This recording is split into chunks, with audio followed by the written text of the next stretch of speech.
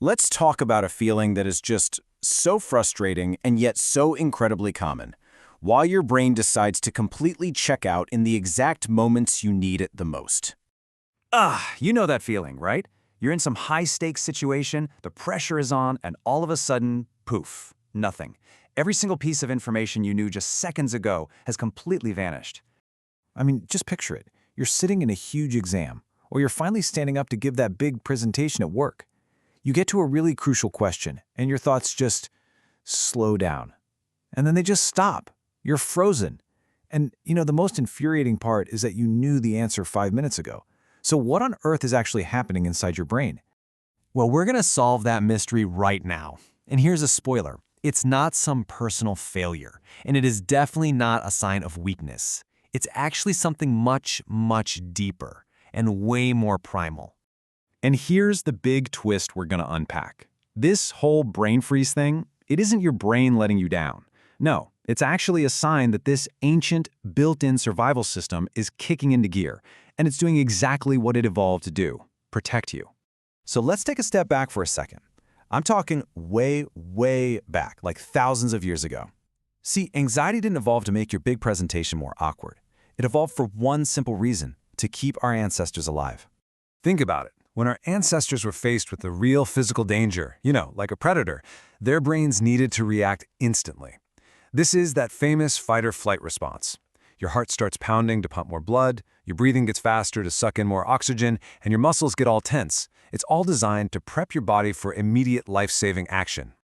But here is the crazy part. Your super-evolved, sophisticated brain, well, it often can't tell the difference between a lion in the grass and a really tough question from your boss in a job interview. A modern psychological threat can trigger the exact same ancient physical survival response. So how does this actually happen? Well, there are two key players inside your brain that basically act like a hijack switch, turning your smart, thinking brain off and turning your survival brain on. So let's meet them. Okay, first up, we've got the amygdala. You can think of this part as your brain's super-sensitive hair-trigger threat detector. The second it senses any kind of danger, whether it's real or just perceived, it smashes the big red alarm button, sending a warning signal throughout your entire system. And then, on the other side, you've got the prefrontal cortex. This is the sophisticated, rational part of your brain. It's the thinking CEO. It's in charge of all the complex stuff, problem-solving, memory recall, and keeping you calm and logical. It's the part you really want in control during that exam. So here's how the hijack goes down. Step 1, the amygdala sounds that alarm. Step 2, that alarm triggers a massive flood of stress hormones like cortisol and adrenaline. And here's the absolute key. These hormones basically shut down your thinking CEO, the prefrontal cortex. Your brain starts shifting its resources, moving blood flow away from complex thinking and towards the parts responsible for pure reflex and survival. And that right there is the moment your brain freezes. Your brain isn't broken. It's just switched into survival mode. It has decided that thinking clearly is way less important than reacting fast, so your thinking brain gets temporarily taken offline. Okay, so that's the problem. It's a biological hijack. But the good news, the really good news, is that you can actually learn to calm that alarm down and get back in the driver's seat. So let's talk about how. So, the first and most immediate technique is powerful because it's so simple. Slow breathing.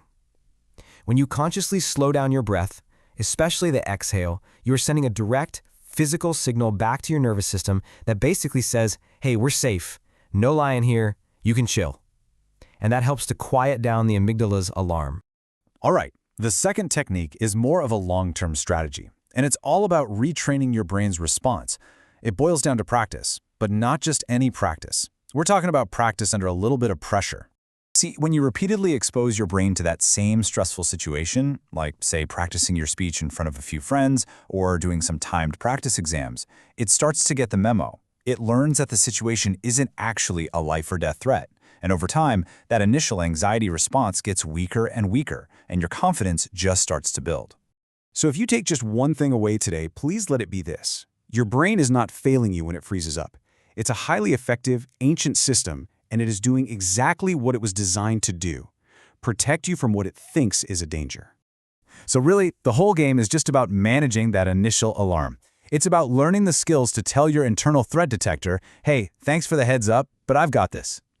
Once that alarm starts to quiet down, your prefrontal cortex, your thinking CEO, can hop back online and get back to work.